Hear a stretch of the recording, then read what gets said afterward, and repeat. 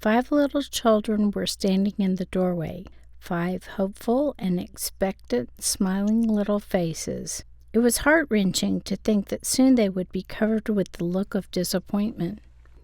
I was teaching at the Nebraska State School for the Deaf.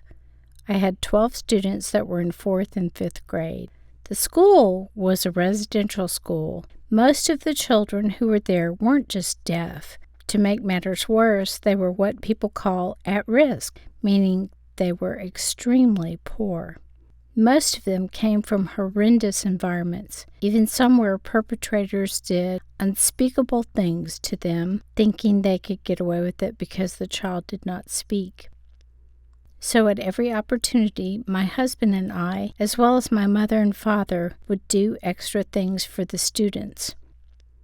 It was Christmas time, and my mother and father had prepared Christmas stockings for each of my students.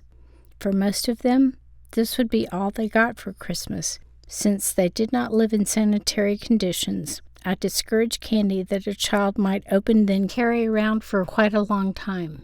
My mother and father got fruit and nuts in lieu of candy.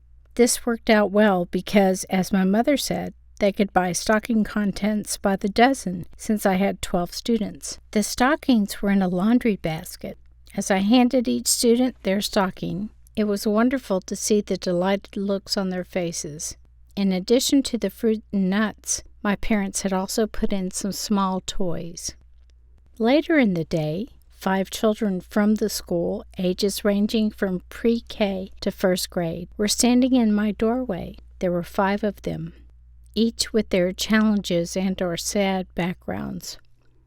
One was the victim of repeated incest, one was autistic, another had fetal alcohol syndrome, and all of them were desperately impoverished. Despite their dark pasts, health issues, including being deaf, and dire circumstances with regard to their home life, these little children had faces full of hope and expectation. That afternoon they showed up in the doorway of my classroom. One of them signed, "A stocking for me."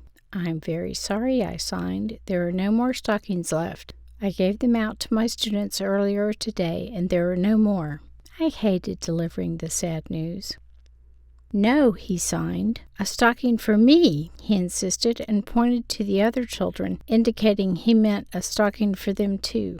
"There are no more stockings left," I signed, trying to be as clarifying as possible. "They are all gone." "No, no, Kara Bachman," the little child insisted again, adamantly signing. "A stocking for me." I was trying to think of a way to make him understand. I signed, "All of the stockings have already been given away. I am sorry, but there are no stockings left." He was not giving up. "Look, Kara Bachman, a stocking for me," he signed again. I decided to get the empty basket and show him that it was indeed empty. To my astonishment, when I got the basket, it was not empty. There were 5 stockings in there, 5 stockings for each of the 5 children standing in my doorway. Later, after I had given the children a stocking and they left, I asked my teaching assistant, "Did someone bring more stockings?" "No," she said, as bewildered as I was. "No one has brought any more." I telephoned to my mother. "How many stockings did you make for the children?" "Oh, my goodness," my mother explained. "Were there not enough stockings? We bought many things by the dozen. Since there were 12 children, we made 12. Please don't tell me that you were short." "No, Mother, I just gave out 17 stockings." My mother was flabbergasted, but she said quietly, "Kara, we only made 12. I could not explain this. No one could.